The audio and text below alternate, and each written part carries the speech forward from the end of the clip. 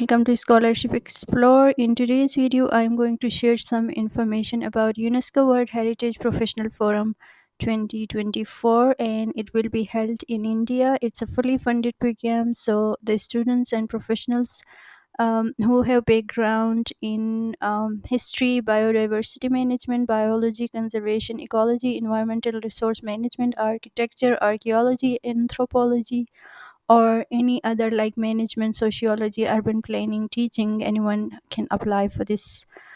So it will be held from July 14 to July 23. So let's get into what are the benefits of this program. So the program will cover your provide you travel assistant and visa arrangement for you. Your air tickets will be covered. You will be given free meals, accommodation during the forum, and access to heritage experts, guided tours and trips for the participants. You will get a chance to visit Qutub Minar, Red Fort Complex, and Humayun Tomb. So the eligibility criteria for this program is that students from all over the world can apply. You must be 23 to 32 years old, and experiences in the field like world heritage, conservation, archaeology, architecture, urban planning, tourism, climate change, or digital technology. So you must have a very good English, but there is no requirement of IELTS or TOEFL. The documents you require for this program are only three documents. The first one is the application form that you will fill, and the second one is your CV, and the third is passport size photo. The deadline for this program is 30th April 2024. So if you click here apply now, it will directly take you to the application. So this is the application of the forum. Let's just go through the application to give you some idea of how it looks like. So you will be providing your personal information, and then you will go to the short questions that will be asked from you. You need to provide them your educational background and then subject area of studies that we discuss.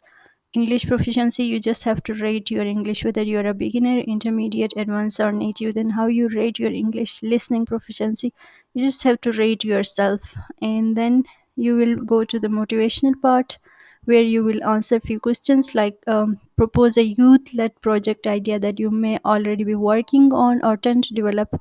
Just you have to talk about any idea that you might be working on in the future. Explain why are you applying for this forum, and explain to them how your work is related to the one of the forum sub themes. You have to read about, this is 4,000 characters you have to provide to them. So there are some documents that you have to upload. We already discussed that. Your photo, profile photo, format of passport, and your professional curriculum vitae 2 pages, and upload your supporting documents for your application, recommendation, learning, training centers, etc. That's optional. The last one is optional. You do not have to, it's not mandatory for you to provide. So this is the